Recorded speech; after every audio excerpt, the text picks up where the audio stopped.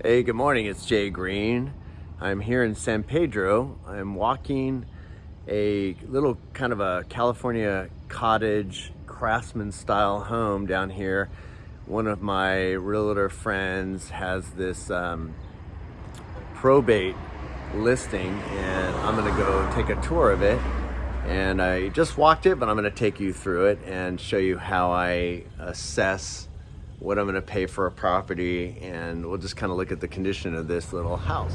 So this is a cute little kind of California bungalow, craftsman style house. It's only 2 bedroom, 1 bath. So I take that into consideration when I'm buying a property, how many bedrooms it has, because in my opinion, and well, obviously you should know that, or should make sense to you, that a 2 bedroom versus a 3 bedroom house is gonna be night and day, almost like a two-door car versus a 4-door car. Anyway, so it's not in bad shape. The floors are original, they're pretty nice. It has this wall heater.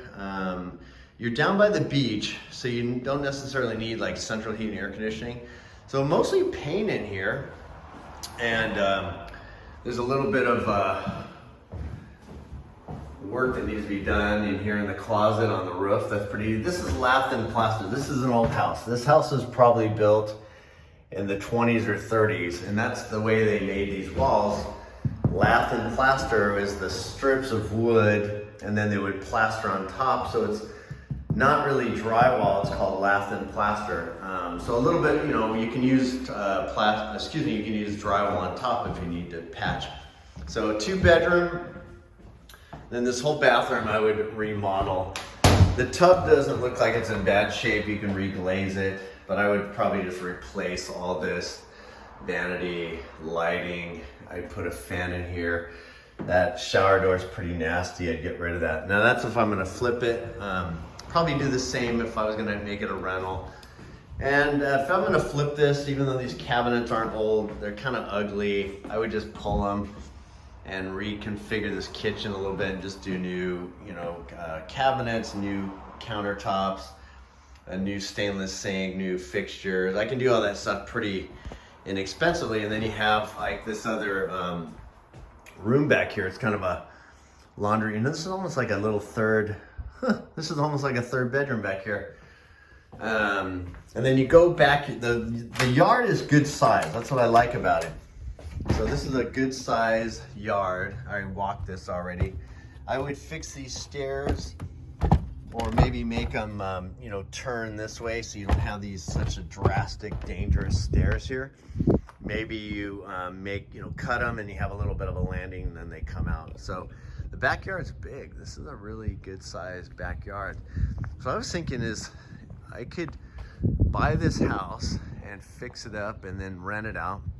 I was looking at some rents here, and you can command like $3,000 to $3,200 for the house, and then we could build an ADU back here. Like, get rid of this fence, do an ADU back here, or maybe a junior ADU. A junior ADU is the structure that's attached to the house, and so you have a house, and then junior ADU is the ones that are attached to the property, and then an ADU is like it can be a garage or usually a freestanding unit in itself, and then do like maybe a 2-bedroom ADU.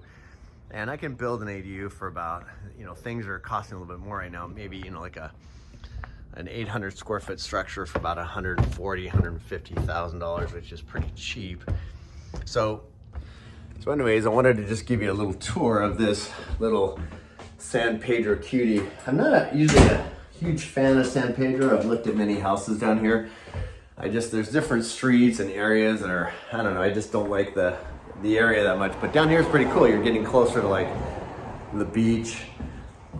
So kind of want to just give you a tour of me starting out. I just found out about this opportunity yesterday, and now I'm down here starting my first starting point. Actually my second starting point. Yesterday I jumped on the computer and I started pulling comparable sales. I went on the multiple listing service and I started looking at what are properties selling around the neighborhood. Only 2 bedrooms. I'm only looking at 2 bedrooms.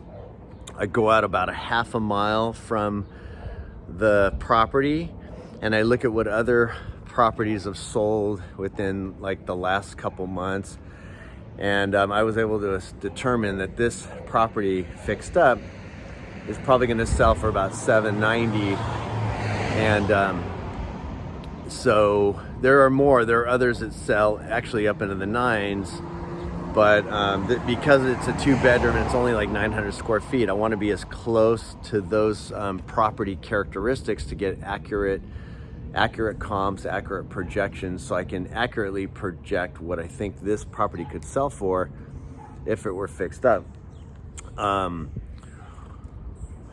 So 2 bedrooms can still be desirable. They're much different than 3 bedrooms. I'd always rather buy a 3-bedroom house, but 2-bedroom houses do sell.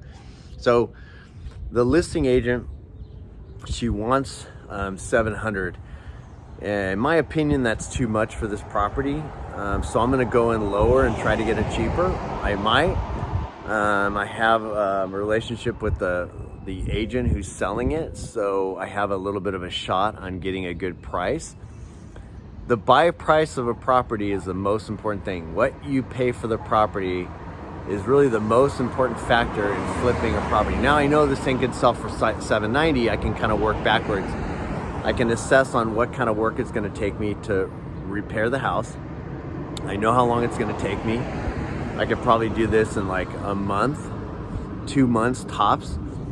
And so now I know I could sell this house fixed up. Now here's the interesting thing. We're in this really changing real estate market right now.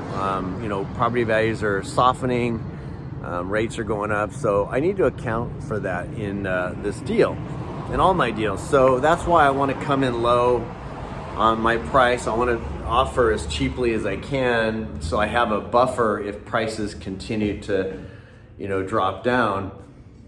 So anyways, this is kind of how I look at my flips. Realtors call me, I find opportunities, wholesalers call me, property owners call me. I look at the property, I start comping it, I determine what it might. Hi, how are you? Hey, how's it going? Good, yourself? Good. So I hope you found this information valuable of how I kind of assess my flips. In my flips, some of the main things are purchase price, how much you pay for the property, what does it cost you to rehab, how long is it going to take you to make those renovations. Thirdly is, what is it going to sell for? That's super important also. And then fourthly is, are you going to be using cash, or are you going to be getting loans? Because those loans have cost to them. They can cost you a lot of money for points and fees and interest rate and so forth. So anyways, wish me luck on this little San Pedro deal. I like deals where I know the realtor and I have a little bit of a fighting chance to actually get the deal. That's really my the little ace up my sleeve, if you will, on how I do get good deals. Is I'm usually talking directly to a property owner, or I know the realtor. When I'm out there competing with the masses, you can't compete with people that don't know what they're doing and people that overpay for these properties, especially in a market that we're in right now, where you got to be really careful. So I'm just going to give her my price. I'm going to try to get this thing like maybe. So the neighbor just drove by and told me that this house next door is a rehab house. That's good information, because obviously it's going to impact the marketability of this property, because the buyer of this is going to care. If this is transitional housing, you might feel a little bit, you might care about that. It might be an issue.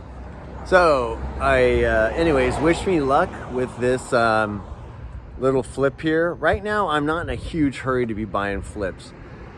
It is August 3rd, 2022. We're in a recession. I don't care what anybody says, how you define it, what you want to call it. You can call a pig a dog. It's still a pig.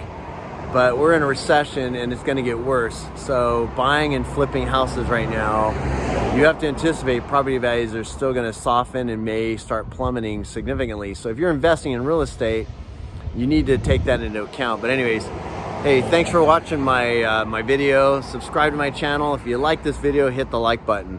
And if you need help with some private financing, or you want to sell me a house, or you want to fix up a property, build an ADU, give me a call, Jay Green, 714-747-1912. Have a terrific Wednesday. Bye.